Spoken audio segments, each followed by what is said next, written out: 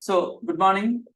We have been seeing Gauss-Seidel iteration method, and we want to see a few more examples using this method. And later in this lecture today, we also want to attempt programming this in MATLAB. So, for this module, this is your in-class exercise, where today we'll start the MATLAB programming. Hopefully, you will have time to work on it.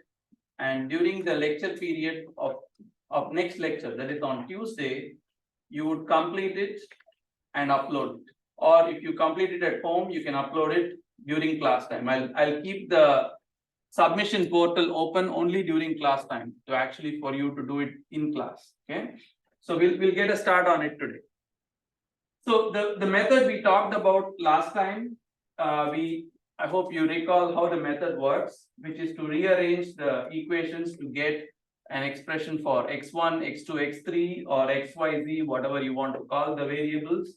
And then we go about iterating, starting with an initial guess. Does that does that ring a bell? Yes. Just make sure you're yes, we are recording. Thank you.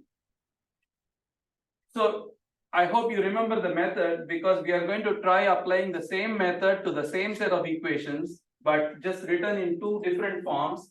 What you will find is that in one set, the solution actually converges and we are going to get an answer soon. But in the other set, you will see that the answer actually moves farther and farther away from what is the correct solution, and it will actually diverge. So through this example, I want to illustrate what the term diagonally dominant means. So I'm going to say that this on the left side is written in a diagonally dominant fashion, whereas this on the right side is not so. So you are going to see hopefully what I mean by diagonally dominant. Okay.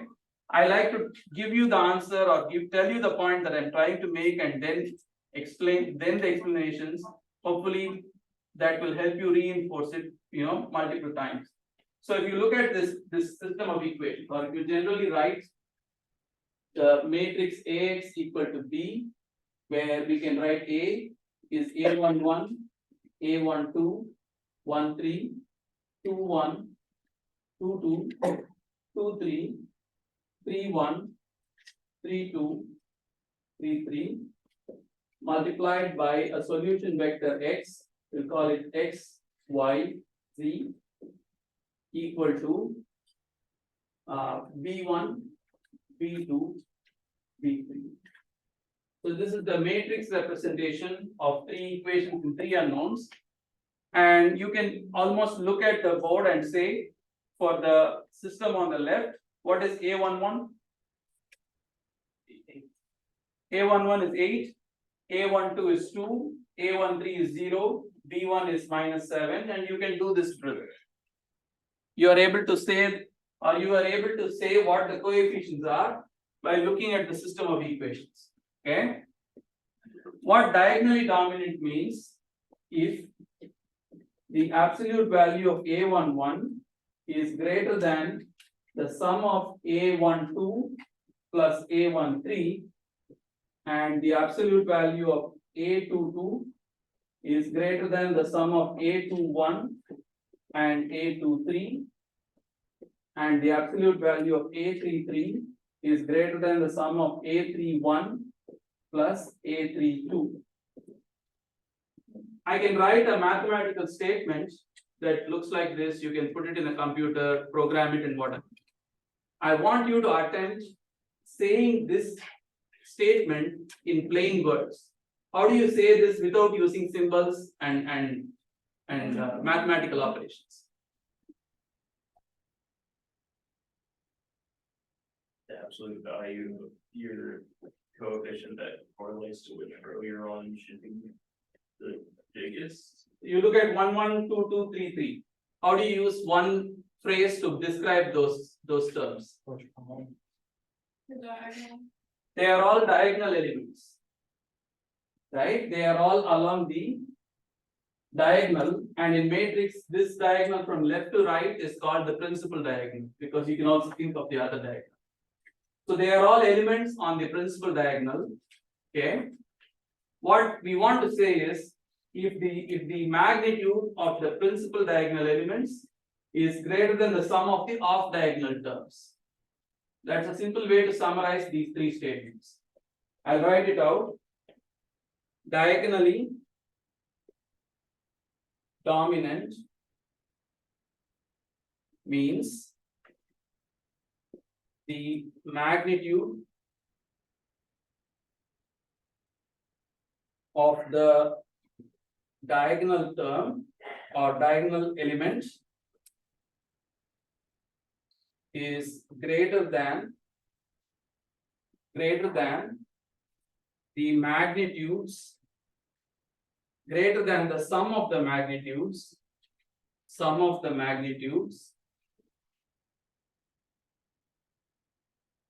of the off diagonal elements. I apologize, but I think it's in the video, this is getting clearly recorded.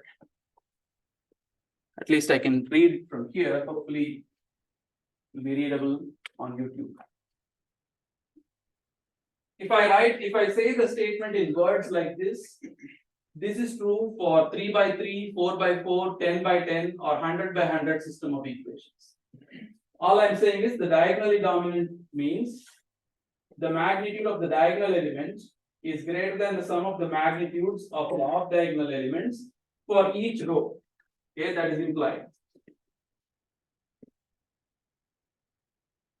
So now you look at this left side, look at 8. Absolute value of 8 is just 8. 8 is obviously greater than 2 plus 0. No, we don't.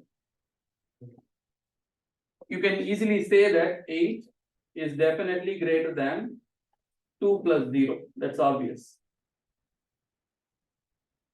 What is the diagonal term here? 4. 4 is equal to 1 plus 3.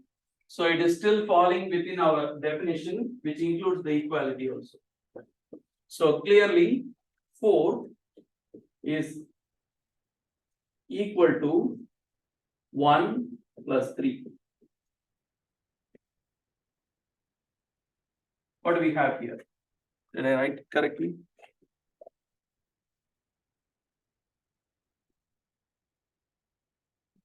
Phi x plus 2z.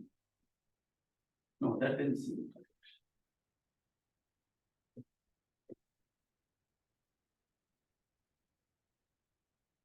Phi y plus 2z. Not sure why I have this here. I thought this would have been x plus 2y plus 5y. Did I get it wrong?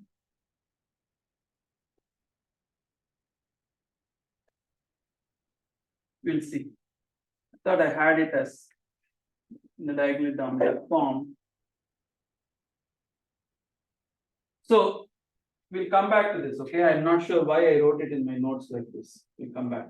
But first thing is, I want you to substitute this in the system of equation and check whether this satisfies the equations in the first place. That is, put x equals -1, y equals half, and what do you get? -8 plus 1 minus 7.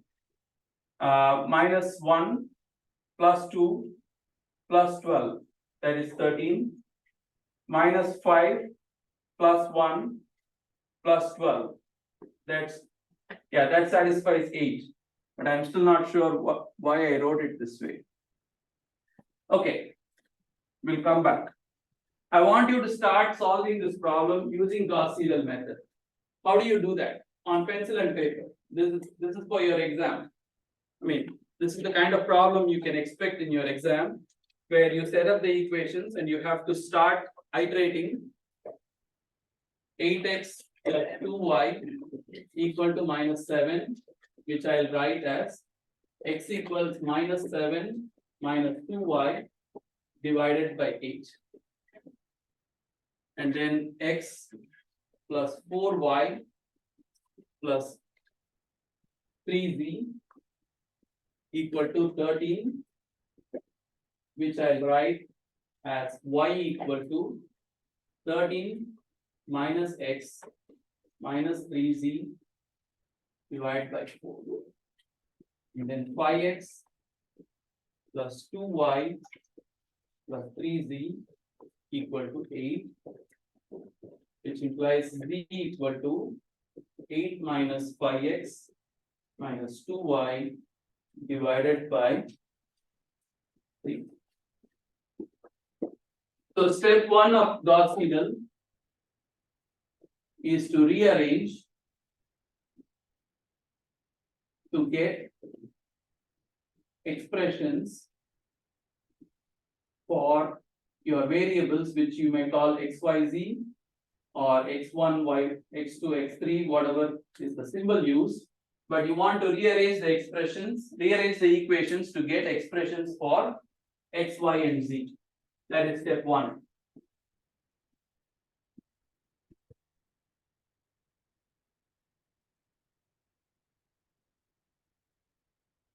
Can somebody tell me what is the next step in Gauss Seidel? We saw it last lecture.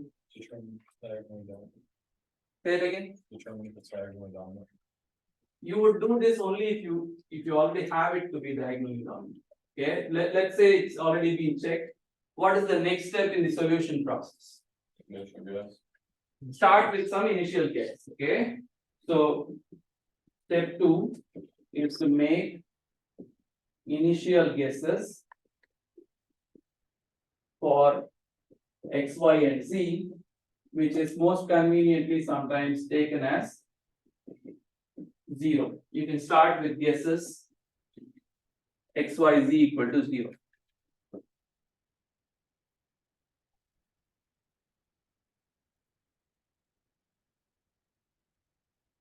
Step 3. Step 3. You want to construct a table. Construct a table that has columns like iteration x at a given iteration.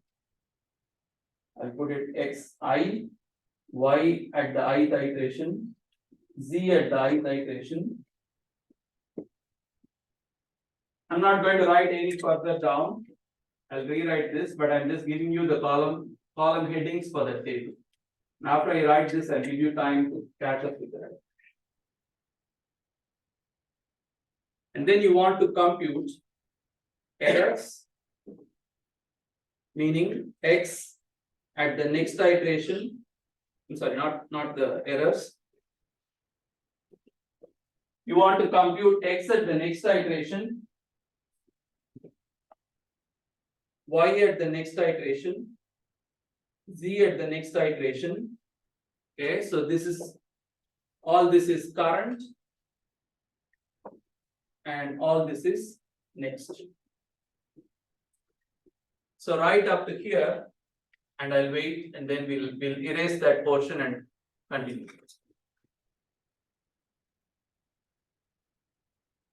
Yes, Should we just write like X, Y, Z and then I think that is also delta and then just. totally fine. Totally fine. I'm right. I would do that.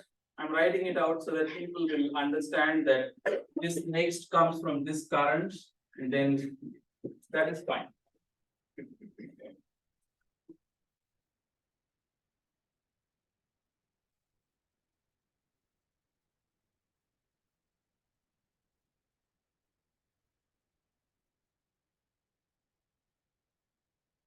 So I'm going to make space here. We'll definitely revisit this after we finish the problem, but I need space now.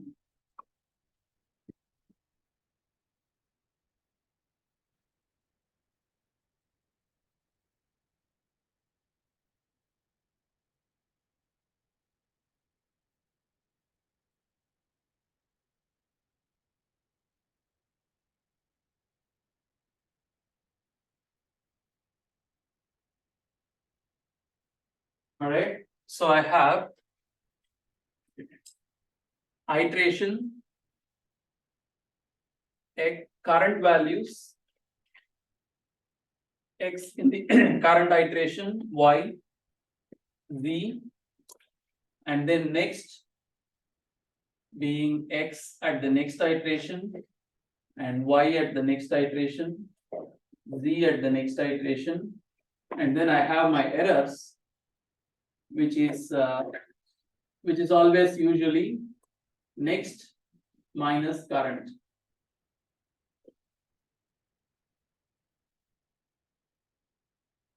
Next minus current. So I have my error in x, error in y, and then error in z. Just the difference, okay? Don't worry about the sign. Keep the sign, don't discard it. Just keep it. So the first iteration or the 0th iteration is just our guess, where we put 0. And for simplicity, I'm going to do this only to 1 decimal point because it might take a lot of iterations to get very high precision. So we'll just say 0.0. So how do you compute x, y, and z in the next step? That is the question for you. You can apply the formulas we got last time. Louder, please. You can apply the formulas we got last time for X. Right here, you want to apply it into these formulas to compute the next value of x. Meaning, if you take the first equation, it depends on y. It also depends on z, but the coefficient is 0, so it didn't matter here. So you get the next as a function of or true using the current values of y and z. So what is the next value of x? I'm going to write here. X next equal to minus 7 minus 2 times y current minus or plus 0 times z current divided by what? Divided by 8. I'm writing it out like this just to exaggerate the point that we are using the current value of y and z to compute x first. Okay. So what is the value of x? Minus 7 minus 2 times 0 plus 0 times 0 divided by 8. So that is minus 7 over 8, which you can express as a decimal, which will be what? 87.5 minus 0.875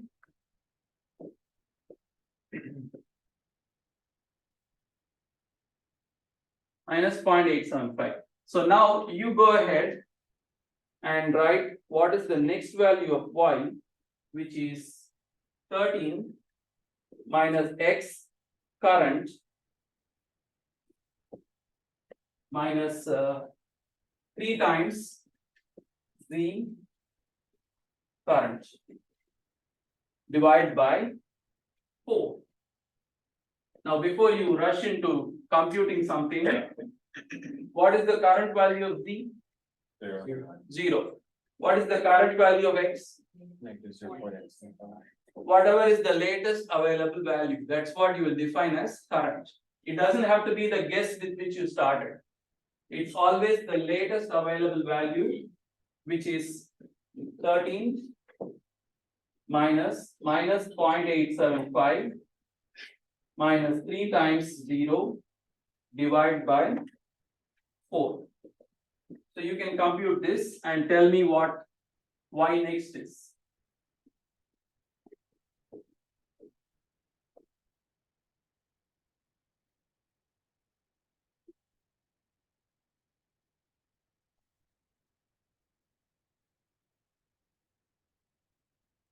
Somebody tell me. 3.46. Sorry, what did you say? 3.46. 3.46. That's what I'm getting. No, but okay, because maybe I started with some other initial guess.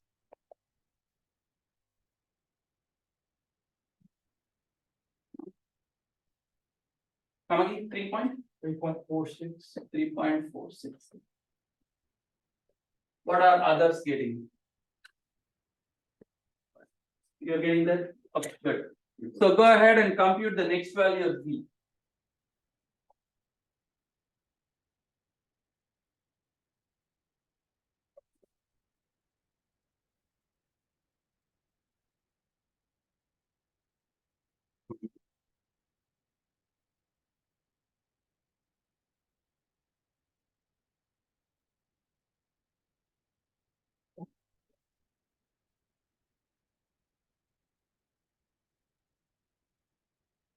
4, 2, 5, 2, 8. What's the next value of Z? 1.8. Sorry, 1.8. 1.81. Okay.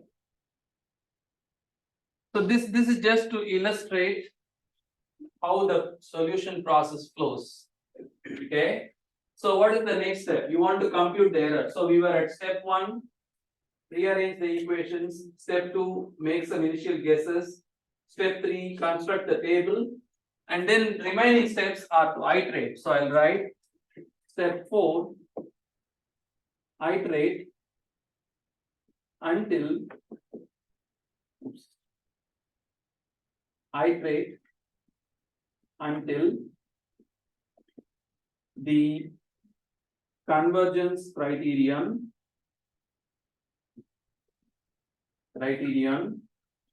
is met.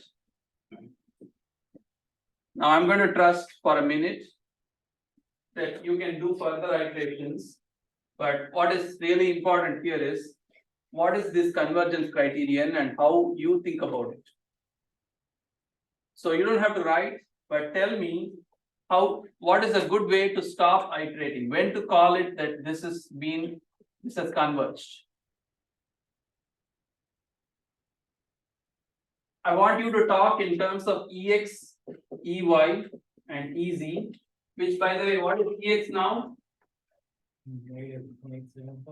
Is Ex is negative 0.875 minus 0, where 0 is the initial value, and Ey would be 3.46 minus 0, and of course Ez would be 1.81 minus 0. Now put your pencil down and tell me how would you stop iterating. If they're all equal to a value of whatever criterion you're in. You pick one and you tell me in terms of numbers, like tell a statement. If they're all above 180 minus 6. So when you say they are all above, be more specific about they. What is they? The errors of X, Y, and Z. More specific. You have 3 numbers. Which should I call as my error? Should it be the sum of them? Should it be average of them? The Largest. The largest error. Largest, Wouldn't the smallest? largest or smallest? Wouldn't you want your smallest one to be your criterion? You want your smallest of the errors to be? No, you want the largest of your errors to be smaller than the tolerance. That way anything else will be even smaller. The more important point is, should I just take Ex? Should I pay attention to the sign or should I not? So there is no need to pay attention to the sign. Should we think? Should we check something like Ex less than the tolerance, or should we check absolute value of Ex less than tolerance? Which is correct?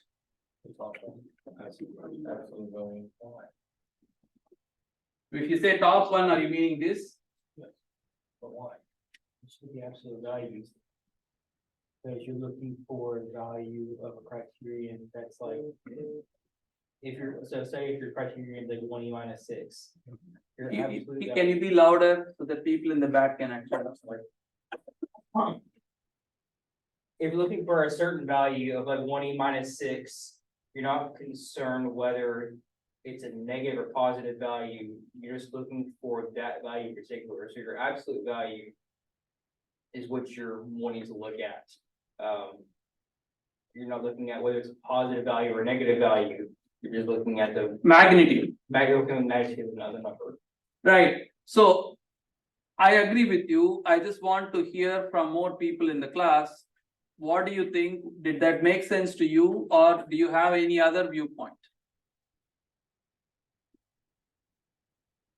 There is class participation grade. Not that I mean to insult you by giving you're not the kind of people who will do things only if there is a reward, right? You're all very noble people. So can you do something for the heck of it? Yes. Yeah, go ahead. Anyone else? Go ahead. We're only interested in the difference between two numbers, not their signs, so it can be absolutely. You are interested in saying how close successive iterations are. It doesn't matter if it's a little higher or a little lower. The point is it is close in from either direction, right? And that is why looking at the magnitude is important than just looking at the error itself. Okay. Now, if you pick the top one, if you just look at the value instead of paying attention to say the magnitude, say suppose this EX value is minus 0.875. Numerically speaking, minus 0.875 is smaller than 10 power minus 6. Right? 10 power minus 6 is the positive number. Minus 0.875 being on to the left of 0 is definitely lesser than that. So your program or your iteration will falsely converge if you just use the absolute value. And that is why it is very important you look at the magnitude and not the absolute. Number one. Number two, should you look, we talked about how we should pick the largest of these and then check that largest against the tolerance. Can you write that as a statement, like a mathematical or an algorithmic statement, and then tell me what it is? How will you implement it in a computer? Less than error. You need to speak up. Equals equal sign and ABS, and then you can say you're less than error. I need a statement. This still is like a sentence. So you could have an equal sign, and then you could say absolute value Absolute value of what? of your of each of your different variables that you could take. So you're saying absolute value. There are three variables. Which one do you want me to pick? You could say I or X, I plus one, I think that's what that is. And then you could Just look at EX, EY, Z. Which of these three should I pick? just go with the X. Just go with the X. Yeah. Why only X? You'll have to do each of them and then compute them together, or you can just do it as one long one. I'm not sure which one you want. Can't you do the absolute value of the largest of the three? Yeah. Say that as a mathematical statement. I may be wrong, but it's like the absolute value of the largest of EX, EY, EZ. Okay, Like. if you go to the eye doctor, they'll give you two choices. Is this better? Is that better? Okay, I'm going to play that game. Because I'm not able to get a statement from like any of you. Do you want a if statement? I want a if statement. I want a statement which can be put in a program. I got one for you. Yes, If, so first thing you write if, and then parentheses, actually, I just write it, it'll be easier for me to explain it. Yeah, I'm sorry. that's okay. So we can say that if this one, so EX is, should be greater than error, so we'll call that. And then we'll output 0, and then we'll duplicate, we'll just call this ifs, because why not? And then that, this need to be there, and then we can write another one. If it's not that, then EX will be less than that. We can give it a value of 1. Okay, And and then once we do this for each of them, so EY, just rinse and repeat all that. We just replace this with EY. We can then say that if we add up all of these things, so X, Y, and Z, if it equals 3, then we get a check and we can say we're done. And if it doesn't give us 3, like if it gives us 0, 1, or 2, it'll continue running. okay. So thank you. If I were to just summarize what he's saying check the magnitude of each error, and if the magnitude is less than your chosen tolerance, then you output 1. If you collect 3 1 flags, or if you collect 1 plus 1 plus 1, you're there, stop. If you collect 0, 1, or 2, you still need to go for more iterations. Okay, this is a way to implement it, which will work. Can you think of any more ways? There is not always one way to do everything. There are many ways.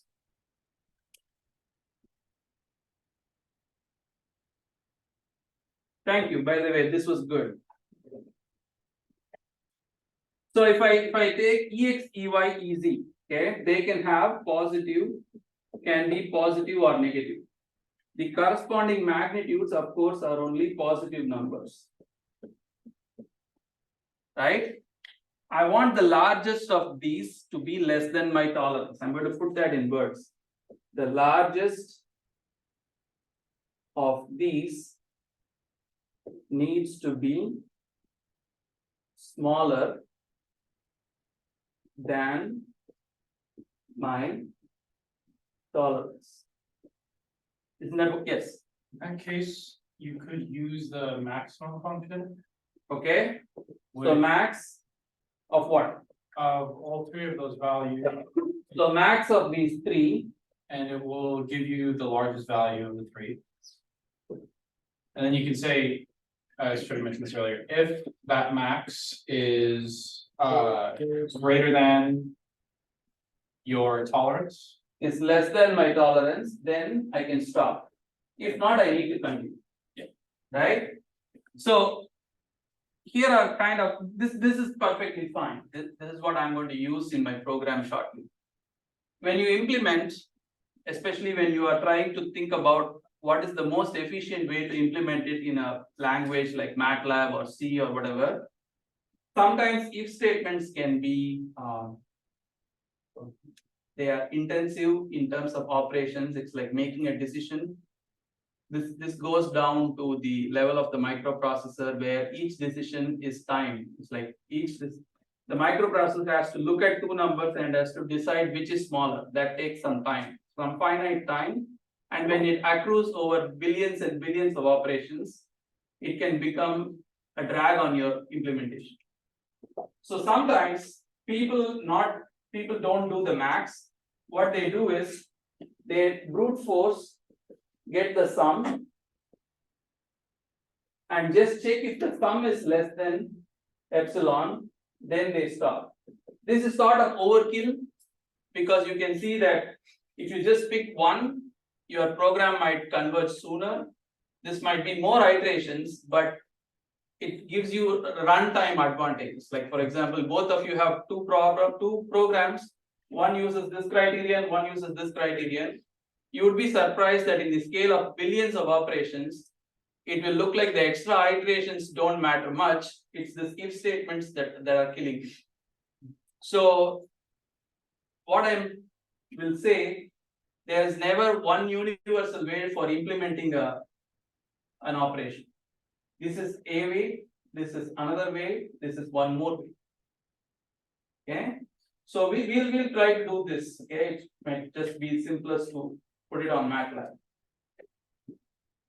Questions? Is this overall flow making sense to you? You start with your equations, rearrange them, make initial guesses. In your exam or when you do it on pencil and paper, always make this table. Do iteration after iteration. So this is 0th iteration. When you go to the next iteration, we'll call it 1. What will be the current values? Your xi plus 1 values? Whatever is next here becomes your current. Right? So you just automatically copy it here. Some people don't even put a next column, they just write it in the next row and then compute the errors as the difference between this row and the previous row. Keep looking at your error. When you're doing this on for the exam or pencil and paper, we'll pick something that is reasonable, like 2 decimal points, and you'll have to just manually check what is the highest of those and say if the highest is less than my 0.01, I can stop. Yes. So on an exam, how much work do you actually want to see, like manual calculation wise? Well, okay, what I would like to see in an exam or on your sheet, I'll put it like this. Iteration number starting with 0, which is usually your guess, your x, y, z at each iteration. your errors, Ex, Ey, Ez, and then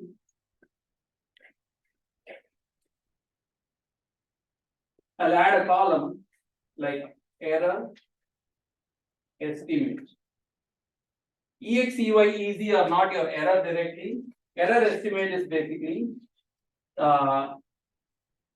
Ex, Ey, Ez, max. This is a tricky statement for you to do in your head or do it in paper because it looks at the absolute value of three numbers and chooses the maximum of those. Common mistakes, people will forget the absolute value sign. They will just take the value with sign and choose the highest of those. That will not be correct. So if you can do this clearly, put error estimate, write the formula, and then write it line after line. And then when you say, suppose this value is 0.009, put a circle around it, is less than my tolerance, which happens to be 0.01. So stop. This is what I want to see. Yes. When we say our tolerance is like probably gonna be something like 2 decimal places, does that just mean for the final answer or like with each iteration we're rounding to 2 decimal places? No matter what? If we say the tolerance is going to be 0.01, you should maintain at least 3 decimal points. If the tolerance is 10 power minus 3, you should maintain 4, one more than the tolerance, so that you can actually decide, yes, without rounding off, this does look like it's less than 0.01. If you already have only 1 decimal point, you are having so much round off that you will come to an incorrect judgment. If I had only 1 decimal point, how will you round this? This is 0.0. That looks good. No need to solve the problem. Let's go home. Would you stake your score on this? You shouldn't. So my intention is to have you do 3 or 4 iterations. Either I'll say explicitly do 4 iterations, because what am I looking for? I am looking for, are you able to compute error, which we can define as next minus current? Are you able to calculate an error estimate? You can define your error estimate in whatever way you want. This is my pick. Your pick may be different. As long as it is a valid pick, we will honor it. And then how do you stop your iteration? Are you able to make this judgment based on a tolerance that you can choose or is given to you? These are the things I'm looking for. So we can definitely find all this in 4 iterations. We won't make you do like 20 iterations in the exam. Speaking of the exam, if we were to get a question like this, would you give us the values for x1 equal to b1 minus a2/1 or whatever that like the functions for it, or would we expect? We'll give you 3 equations in 3 unknowns. You have to do all this. Okay, so we're expected to know the x1, the x2, like the function. There's nothing to know. You just have to rearrange this and write it as an equation for x, for y, and for z. You don't have to remember anything. No, I was saying like the equation for solving x plus 1, like that equation. This one? Yes. That is what this is.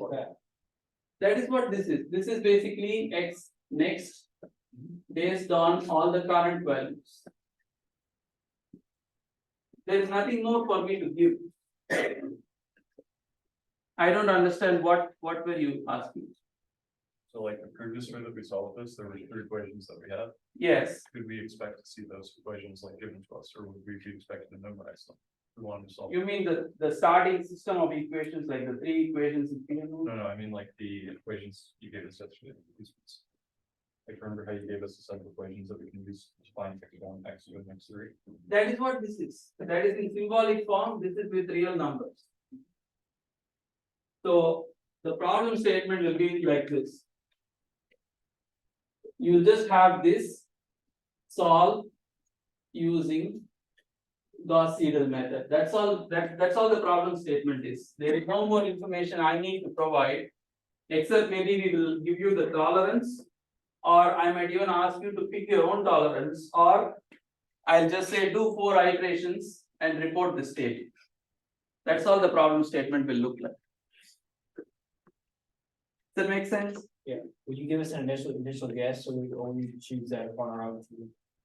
I won't bother about giving you or suggesting guesses. If you should know that a guess must be made. If you didn't know that, that is a deficiency. When I was a student, I'll come to you. I used to be like done in my exam, 3-hour exam, I'll be done in like 2 hours. Whereas my friends will be like getting extra sheets and writing stuff. And like they'll be like, did you do this map? What map? I don't know.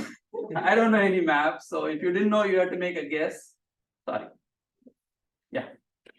Is there a reason that you didn't report error as a percentage for this? If you think about whether my answer is 4.001 or 3.999, I'm interested in precision, for which this type of error criterion will be better. If I'm looking at nonlinear equations where my root can change by a large amount in each iteration, their percentages are better. So that's why in first unit we use percentages. Here we are using only the differences.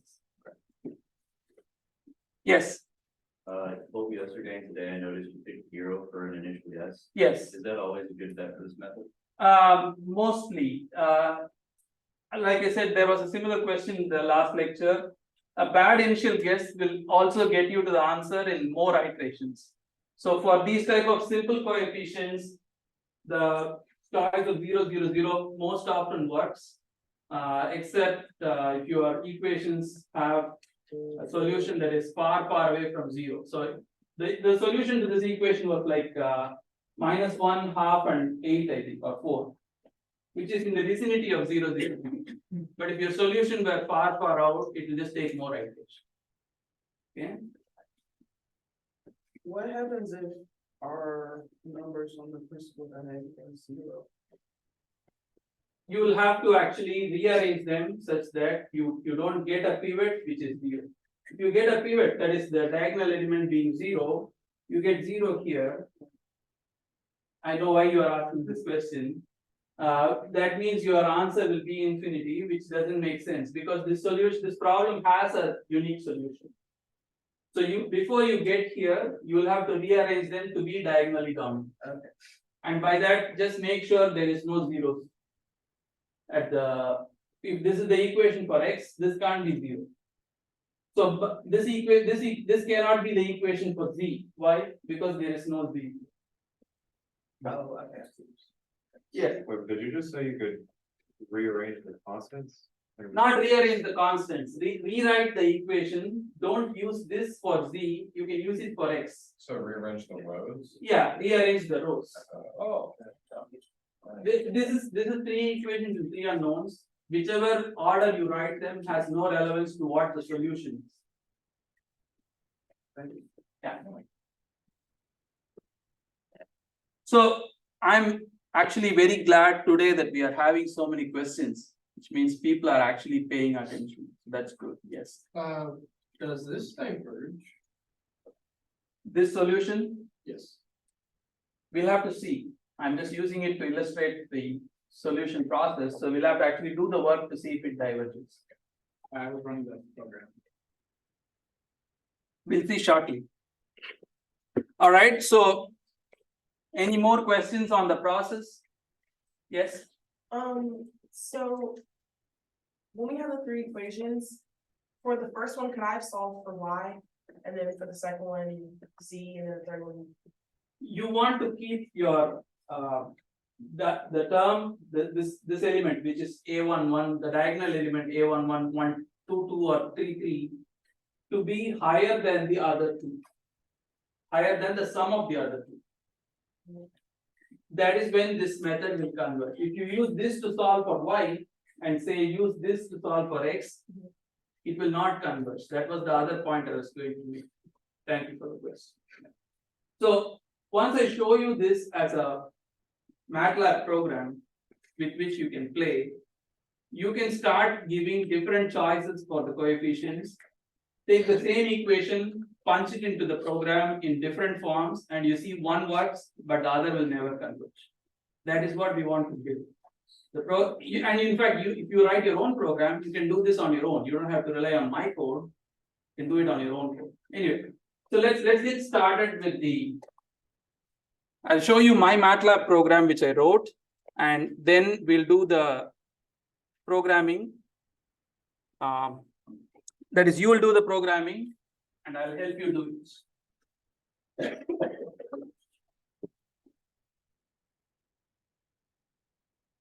So for now, don't worry about following up or like doing it along with me. Just watch, and we'll definitely give you time to try this.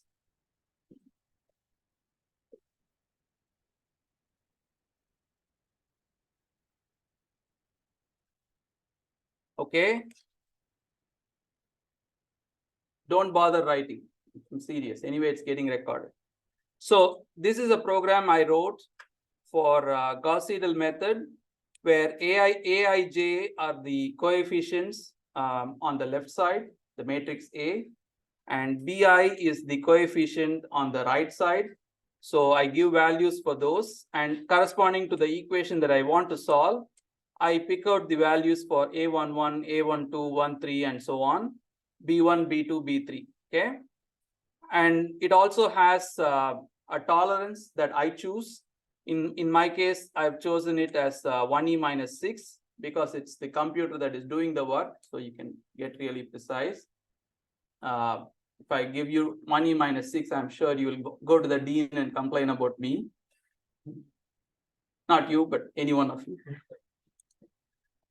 So, and then guess values. Initial guess, you have to pick something. I just pick 0, 0, 0. And like you asked, we can try giving different guesses and see what happens. This program, which I'm going to post on Canvas, you should use it like a learning tool, or make your own program and use it as a tool to solve many problems by hand, and then use the program to cross-check yourself.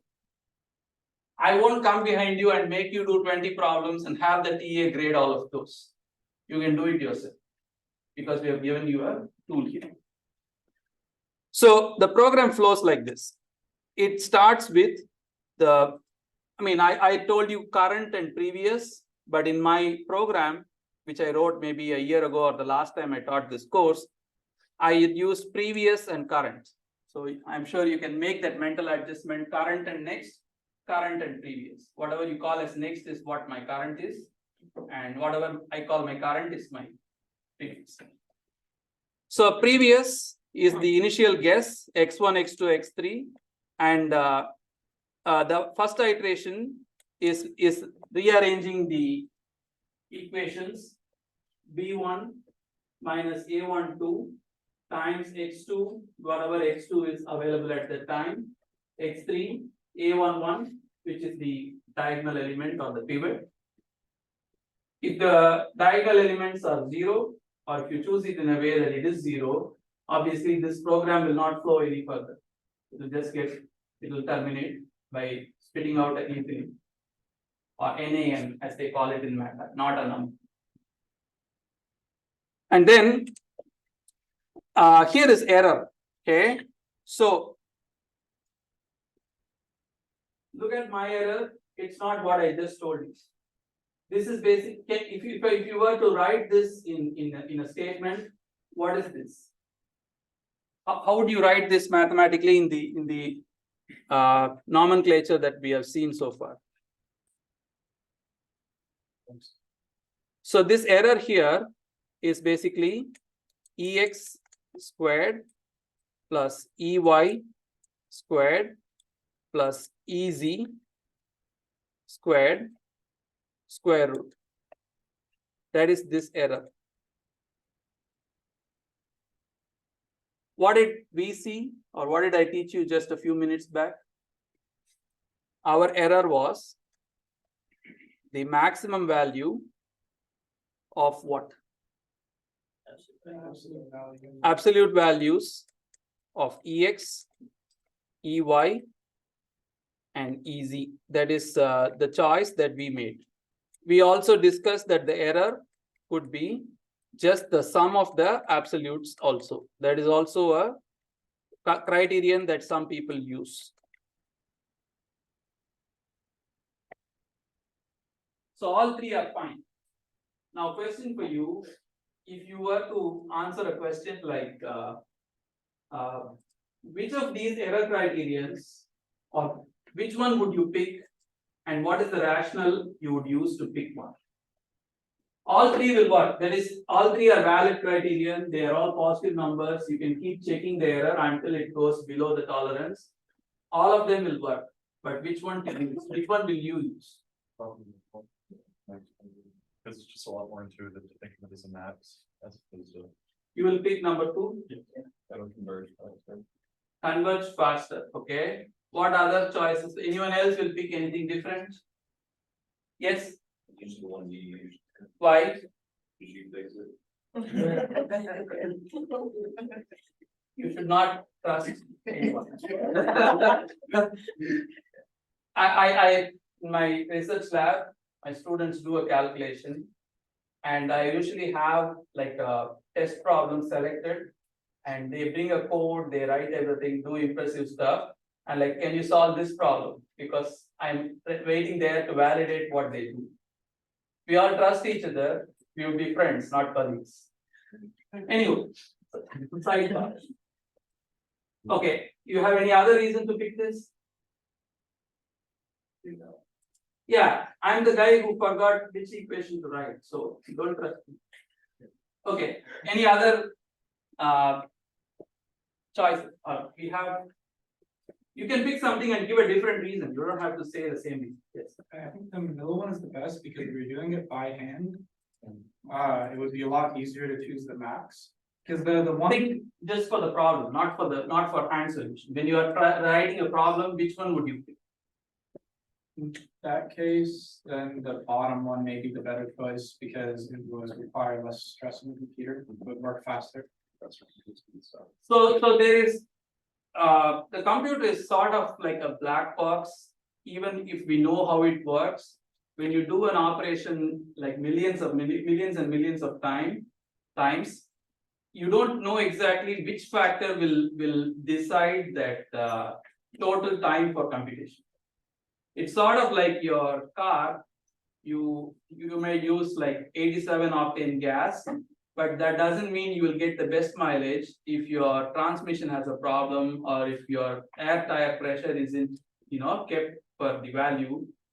It's a complex system where a lot of opposing factors are in play, so you can never make one parameter the determinant of anything. So all of you gave some justification saying, you said this might converge faster or this might be easiest for computation and so on. The best way to check this would be to, in this case at least, run the program with 3 different criteria, and in each case see how many iterations does it take to meet that tolerance criteria. Then you will have an objective way of deciding which is the best way for implementation, because in some cases you might care for computing time, minimizing it. In some cases you might care for number of iterations. In some cases you might have to trade off. So it's never like a cut and dry answer. What you should do is try all three and decide, or if you've done this enough number of times, you will have an intuition which will lead you to the fastest or fewer number of iterations. Okay, so don't pick any choice hoping it would do what you want it to do. Verify it by running the program and making a table. You can do a very simple decision making table where you have, say, error criterion 1, error criterion 2, error criterion 3, and number of iterations to convergence, and you will have, say, 32, 27, 10, whatever. 1 second. And then you can easily pick one winner based on numbers. Make your judgments based on numbers. Yes. Won't the second one only have to have less iterations in the third? See, the second one is just looking at one error value, which is the highest of 3. Whereas the first and third, they look at the sums, that will always be higher than an individual. So you off the bat, you can almost say the second will lead to the fastest is likely to lead to fastest convergence because it is based on one number, not based on sum of numbers. When you square the errors, they become smaller because errors are usually they are small numbers. Squaring them will make them even smaller. Whereas this is just the sum of the absolute values. So if I were to rank based on some intelligent guess, I would think this is the fastest, followed by this, followed by this. Okay? How did you manage to input a array into that function? Which function? The function that you made for the Gauss-Seidel. I just manually code it. Oh, so you just manually input every time you want. Yeah. You just you can do this from the command prompt also, but I just put it here for convenience, for explaining. Does that make sense? Why we are choosing, or how would you pick criterion? It's not like there is one answer. If you come and ask me, whatever I say is the answer. No, you have your own way of judging this. Okay. So then we get the x values, we compute an error, and then we go into the main loop where we are saying while your error is greater than tolerance, where error could be 1, 2, or 3, you do the iteration, you compute x, and then here is the important step.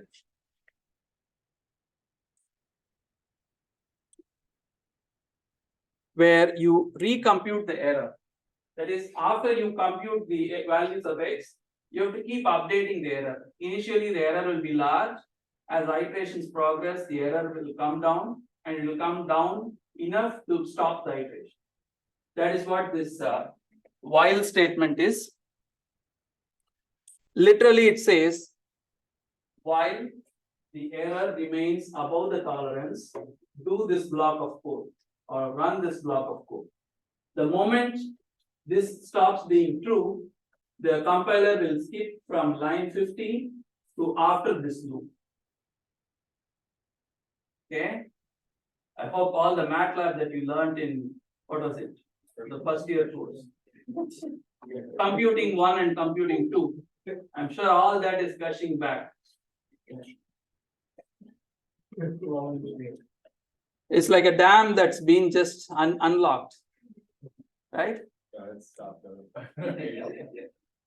All right.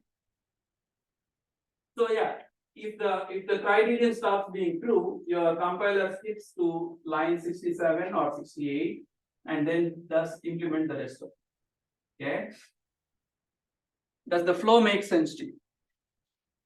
Okay. Now we are going to implement this. You are going to build the code, and we'll do it line by line. Okay, so that I'll do it. You can watch it and do. I've been petitioning the faculty to turn this into like a course with a laboratory component so that we can actually go to the lab and do the programming. That hasn't happened yet.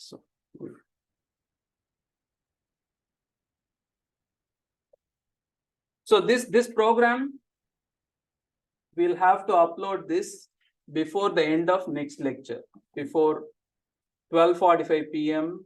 on next Tuesday. You want to upload it. That's the goal. Okay. Have to work perfectly. You have to demonstrate reasonable effort. It's not about perfection. It's just 1% of your grade to see if you actually care a damn.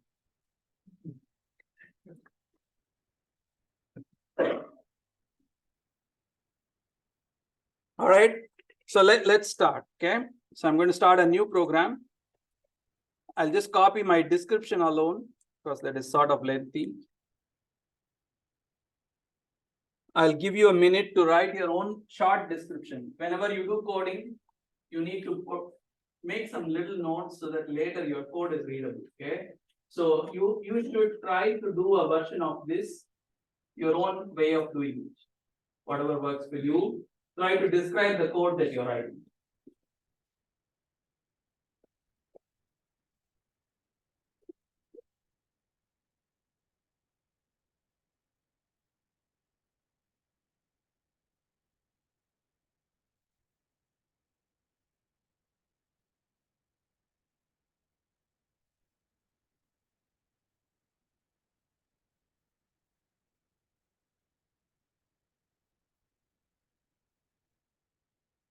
Okay, so if I'm you, I would be writing something like this.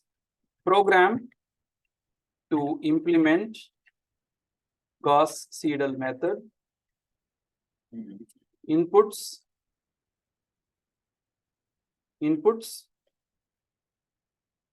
the matrix A, or I'll write coefficient matrix A,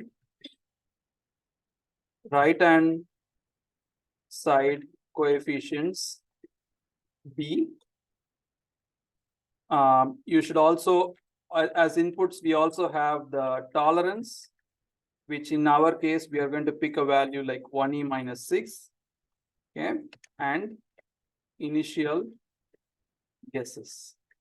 In fact, most problems won't care to put initial guess as like a input, because 0, 0, 0 is almost something that will work for many problems if you don't care about number of iterations.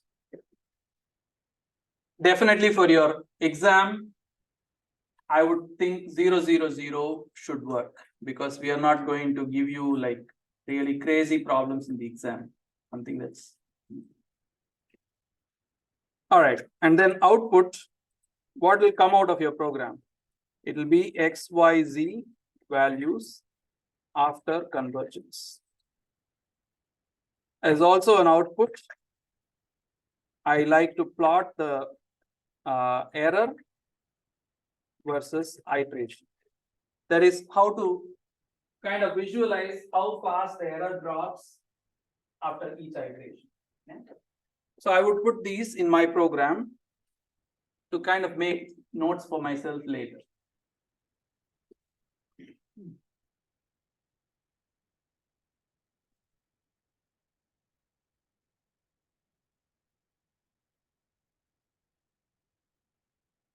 If we put some meaningful effort, but we are still, all of us as a team, we are not able to get to the program in a reasonable state, by end of next lecture, I would be very open to extending it to even the next lecture. So don't feel pressurized. I want you to try, okay? As your moms would say, you'll thank me later. All right. So if I go back to my program here for a second, I want to run this program for you and show you a few things, okay? Let me see here, CLC, oops. All right, so look up, I have my equations punched in. I have my tolerance criteria set as 1e minus 6. I want you to just see two things. One is this figure. This is a plot on the y-axis. We have the error, and x-axis we have iteration number. So 10 power 0 is 1 from first iteration to about 25 or 26 iterations.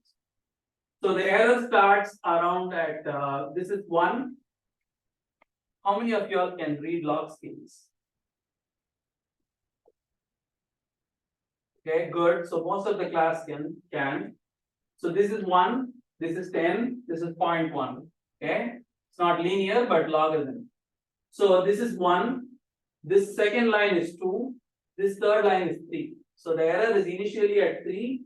It very quickly drops to about less than 10 power minus 6.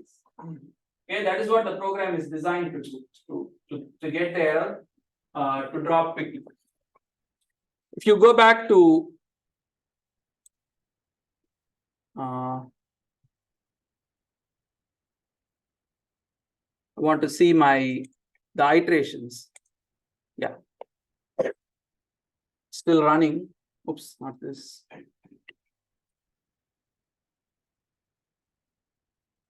All right. So here is another set of results which sort of looks like your table in the exam. First column is iteration number, x value, y value, z value, and the error value. Now I remember I told you the error starts between 2 and 3. Precisely speaking, it's 2.6322. It starts at this value in the first iteration, and as iterations progress, it reduces 2.63 to 1.88. You can see that 2, 3, 4, it keeps dropping. And after 27 iterations, it has dropped below 10 power minus 6. Of course, MATLAB truncates it, but this number is something below 10 power minus 6. Okay, so the program you build should ideally do this. And let's try. Okay.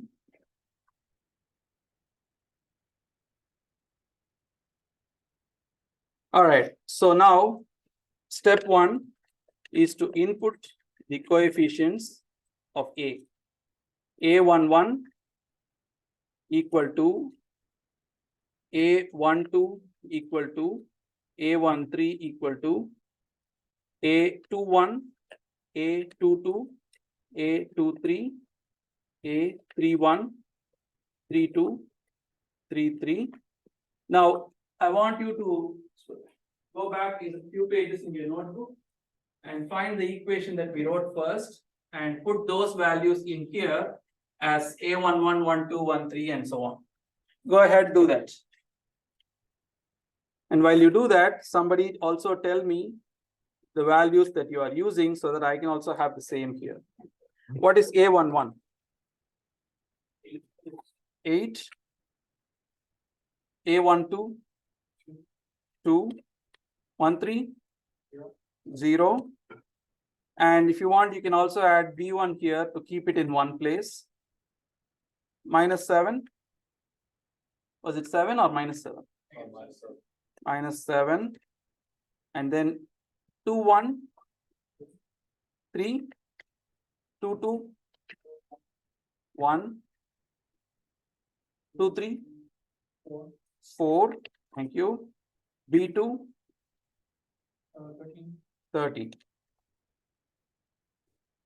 If it will help you, you can add the comment that A11 times x1 plus A12 times x2 plus A13 times x3 equal to B1, so that later you can actually read the program. All right, sorry for the interruption. 3, 1, 3, 5, 3, 3, 2, and B3, 8. Thank you. So I'm going to copy this and put it next to here. A12, x1, A22, A23, B2. Now, if your aspirations are to do robotics or artificial intelligence or any kind of automation, you should get good at programming. And getting good at programming is sort of a vague thing to say. Programming is a lot about being methodical, kind of getting everything standardized and repeatable. Sort of like a factory in that sense. All right, good. So then what's the next step? Input our, you mean the tolerance? Yeah. Tolerance. So we'll say tol equal to 1e minus 6. If we are advanced users of MATLAB, we might have an input script for all this, but we'll keep it simple. Okay? We just hard code everything.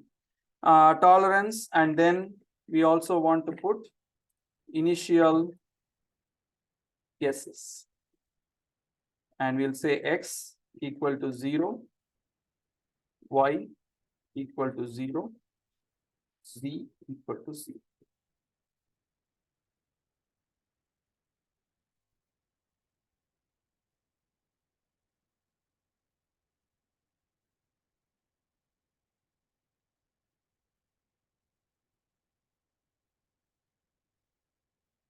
Okay. So you've assigned your initial guess to the XYZ values.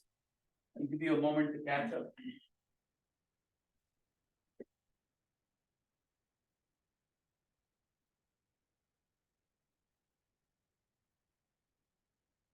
Any comments?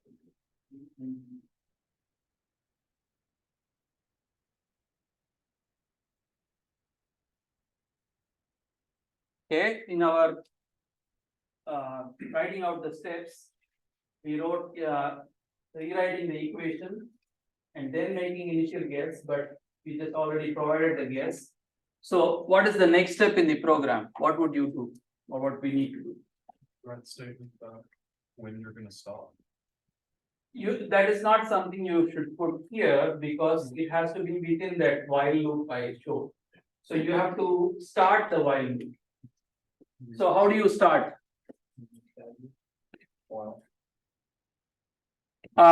So, okay, what will be your while loop be checking? What will you be checking? While max x, y. Z. We'll call it error, okay? While your error is greater than your tall, do something. I'll say, do something. Now, before we figure out what that something is, what is error? We haven't defined error yet, but yet we are using it to start a loop. So the program will not work because error is not yet available in the memory. So you need to compute the error first. Right? First, you're gonna find your next value. So you need at least one iteration done outside the while loop so that you can start the iteration. Right? So I'm going to add an annotation. So I'm going to add the annotation. Need to do at least one iteration, or not at least. We need to do one iteration outside the while loop so that error may be computed and the loop may be started. Not maybe, can be. And the loop can be started. That is one way of doing it. Another way would be to give the error an arbitrarily high positive value, which will always be lesser than, which will always be more than the tolerance. What is your condition to start the while loop here? The error has to be more than the tolerance. So how about I pick an error value, something that is absurdly high, say 1 E2, or like basically like saying 100, and I can just start.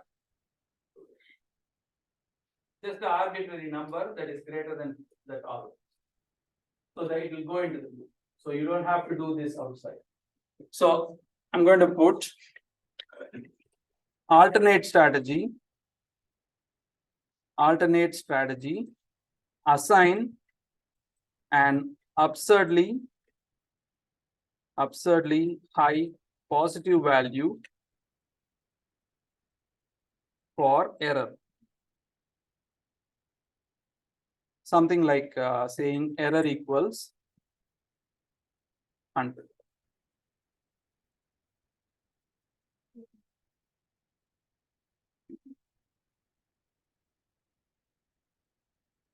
Okay.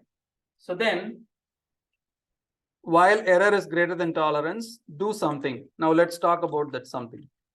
What should we do?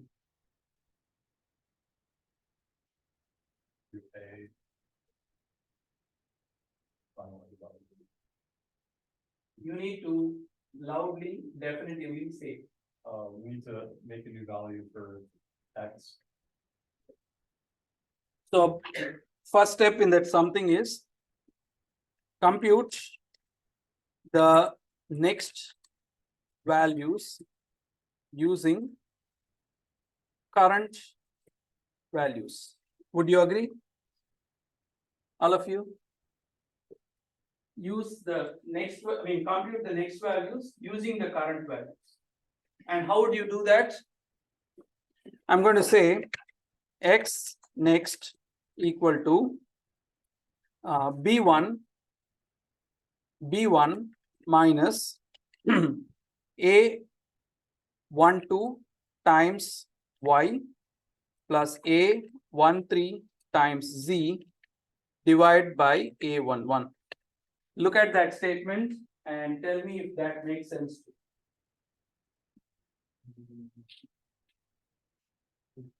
The guess or the current values are referred to as x, y, and z. Okay, so I'm going to add another comment here and say current values are denoted by X, Y, and Z, whereas next values are denoted by X next, Y next, and Z next.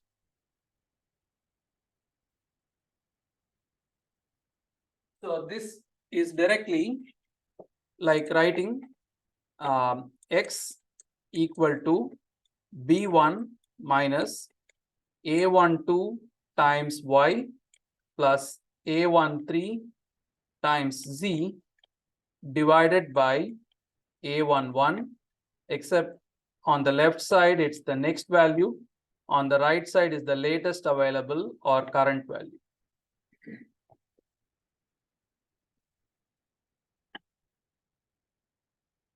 Can you write the next two statements for Y and Z similarly? Possibly. Sorry? Maybe, I'm not sure, because what was the, like, how do we actually get anything out of that? Once we have it, like, when You already have assigned values for X, Y, and Z. Remember, that was your initial guess. So when you start your iteration, the current value is your guess. You are using the guess to update it to the next value. Or if you don't want to use the symbol next, actually I was going to come to that, but let's not skip any steps here, okay? Write Y next equal to B2 minus A21 times X plus A23 times Z divided by A22. Z next equal to B3 minus A31 times X plus A32 times Y divided by A33. Yes, We have to declare the new variables X, Y, and Z next. that's what I was going to say next. That was literally my next thing to say, because I don't have to use the word next and have a separate placeholder for the next variables. I can just write. See, if you do this, what will happen? When you do the next line of computation, will you have your initial guess here or will you have the latest available value here? No, this will be the initial guess. Our method was to use the latest available, but if you implement it this way, you get only the previous iteration. So if you do it this way, the convergence is actually a tad slower. And that's why Gauss seidel is so powerful, because it always uses the latest available value. And how do you do that? You can just remove this indicator next and think about this.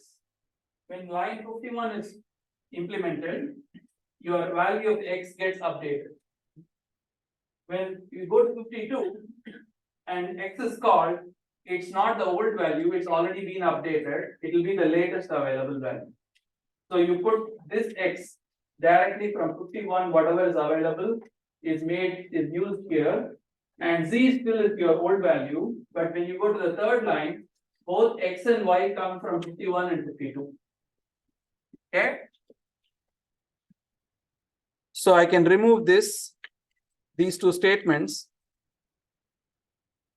I can remove these two statements at all, because all that is needed is right here. So I'll give you time to finish.